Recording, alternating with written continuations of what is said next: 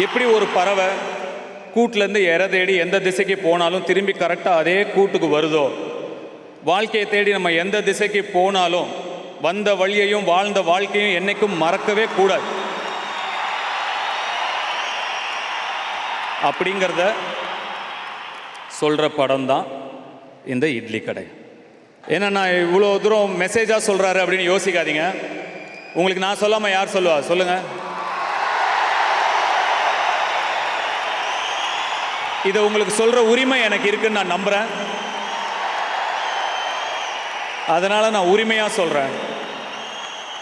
இந்த படப்பிடிப்பு நடக்கும்போது நான் விளையாண்ட தெருக்களில், நான் வாழ்ந்த வீட்டில், வளர்ந்த வீட்டில், நான் சாப்பிட்ட இட்லி கடையில், என்னுடைய கருப்பசாமி கோயிலில், அங்கே முன்னாடி இருக்க அந்த மாடில் நான் ஏறி விளையாண்ட அந்த மாடில், இது எல்லா இடத்துலையும் நாங்கள் படப்பிடிப்பு நடத்தினோம். எனக்கு ஒரு ஃபுல் சர்க்கிள் போயிட்டு வந்த மாதிரி இருந்தது. மனசுக்கு ரொம்ப நெகிழ்ச்சியான ஒரு படப்பிடிப்பாக இந்த படம் எனக்கு இருந்தது. This is a very personal film for me. இதில் என்னோடய பாட்டியே கூட நடிச்சிருக்காங்க ஒரு சீனில். என்னோடய அம்மாவோட அம்மா அவங்களே ஒரு சீனில் நடிச்சிருக்காங்க. நிறைய ரசிகர்கள் நான் இப்போ சந்திக்கிறேன். நம்ம ஒருத்தர் புகைப்படம் எடுத்துக்கிறோம். தொடர்ந்து இன்னும் எல்லாரையும் நான் சந்திக்கிறேன்.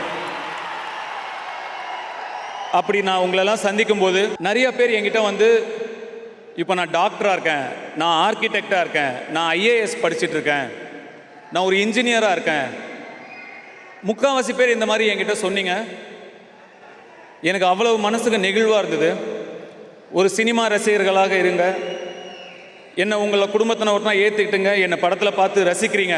ஆனால் ரசித்ததோடு நிறுத்திட்டு உங்கள் வாழ்க்கையை நீங்கள் நல்லபடியாக பார்த்து, உங்கள் குடும்பத்தை நீங்கள் நல்லபடியாக பார்த்து, இன்றைக்கி நல்ல நிலைமையில் டாக்டரா, இன்ஜினியரா, லாயரா நீங்களாம் இருக்கீங்கன்னு நினைக்கும் போது அதை விட பெரிய கர்வம் எனக்கு வேறு எதுவுமே கிடையாது. அதுதான் முக்கியம்.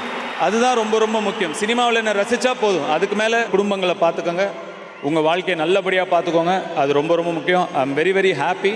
இட்லி கடை நிச்சயமாக உங்களுக்கு பிடிச்ச ஒரு படமாக இருக்கும்னு நான் நம்புகிறேன். உங்கள் குடும்பங்களோட நிச்சயமாக பார்க்க வேண்டிய படமாக இது இருக்கும் அப்படின்னு நான் நம்புகிறேன். அண்ட் ஒன்ஸ் அகெயின் என்னுடைய டீமுக்கும், டைரக்ஷன் டீமுக்கும், என்னுடைய கோ ஆக்டர்ஸ் டீமுக்கும் என்னுடைய நன்றி. உங்கள் சப்போர்ட் எதுவும் இல்லாமல் இதெல்லாம் பண்ணியிருக்கவே முடியாது என்னால்.